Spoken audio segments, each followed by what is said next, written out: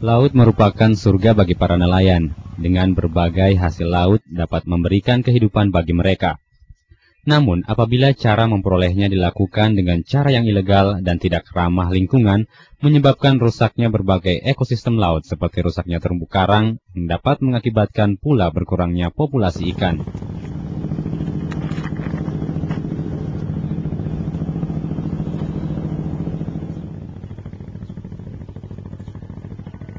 Untuk terus melestarikannya, sebuah lembaga swadaya masyarakat atau LSM yang bergerak di bidang kelestarian laut, yaitu Yayasan Bahari atau YARI, membentuk sebuah program kawasan kelola laut, di mana sebuah kawasan yang dijaga kelestariannya dengan cara merehabilitasi kembali kawasan yang telah rusak. Program kawasan kelola laut yang digalakkan oleh YARI berjalan di Desa Saponda, Kecamatan Soropia, Kabupaten Konawe sejak tahun 2003 lalu. Karena berdasarkan hasil survei YARI, nelayan di daerah ini paling banyak melakukan penangkapan ikan dengan peralatan yang tidak ramah lingkungan, sehingga kawasan laut Saponda 80% telah mengalami kerusakan ekosistem lautnya. Terlihat dari banyaknya bulu babi yang menandakan bahwa kawasan ini telah rusak. Kalau kita lihat arealnya, itu dia letaknya tidak terlalu jauh dengan ekosistem terumbu karang yang ada di sekitar Pulau Hari. Nah, hasil investigasi dan survei kita bahwa ternyata kawasan terumbu karang di Pulau Hari itu masih cukup bagus. Dan kita mengambil site untuk daerah pendampingan kita di Saponda karena hasil dari survei juga menyatakan bahwa pelaku destruktif itu paling banyak di daerah situ adalah orang-orang Saponda.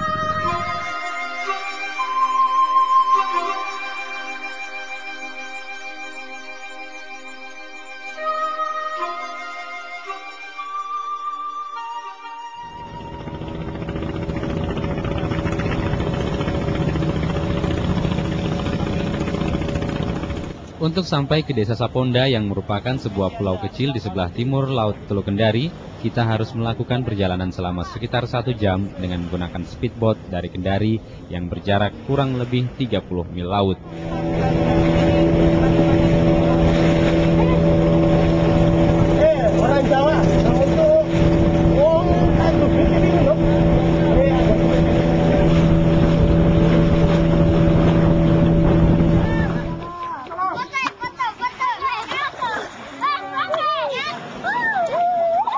Desa Saponda memiliki luas wilayah sekitar 2,7 km yang dihuni sekitar 374 kepala keluarga dengan jumlah penduduk sekitar 1.316 jiwa. Di mana mata pencaharian utama penduduk seluruhnya adalah nelayan yang mengandalkan laut sebagai penyokong kehidupan mereka. Masyarakat Saponda memiliki latar pendidikan yang rendah, rata-rata hanya sampai jenjang sekolah dasar. Bahkan kebanyakan yang putus sekolah.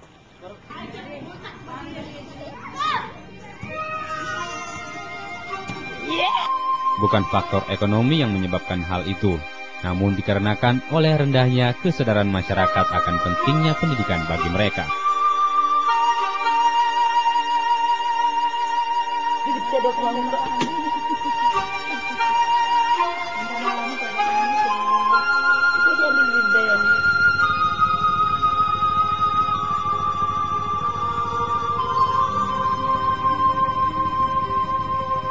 Menjaga kawasan laut yang direhabilitasi itu, maka pada tahun 2005 lalu terwujud kesepakatan bersama masyarakat dan pemerintah desa dalam sebuah peraturan atau Perdes yang mencakup penentuan zona inti dan zona pemanfaatan terbatas.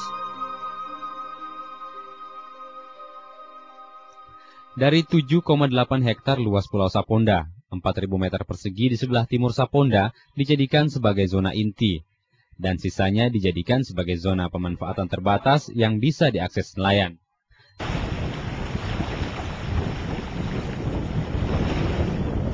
Dalam zona inti inilah rehabilitasi ekosistem laut dilakukan, seperti transplantasi atau pencangkokan terumbu karang dan pembangunan terumbu karang buatan. Selain itu, dalam areal zona inti juga dilarang melakukan aktivitas penangkapan ikan.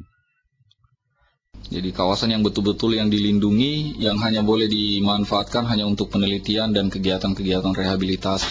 Jadi betul-betul diprotek area, kemudian kegiatan memancing pun dilarang di situ. Hanya karena memang zona inti itu adalah jalur transportasi, hanya boleh lewat saja di atas itu. Nah, kemudian kalau zona pemanfaatan terbatas, itu kawasan yang boleh dimanfaatkan, tapi terbatas. Dalam artian bahwa kegiatan-kegiatan di situ diperbolehkan hanya untuk kegiatan yang tidak merusak. Nah, jadi kegiatan yang membom, membius itu sudah dilarang di situ kawasan itu. Itu dari poin dari kawasan pemanfaatan terbatas. Nah, untuk kawasan wisata di situ masih sampai saat ini kita hanya melihat mana kawasan yang bisa kita kembangkan untuk dijadikan kawasan wisata. Ada beberapa titik kita untuk jadikan site-site penyelaman itu di kawasan itu.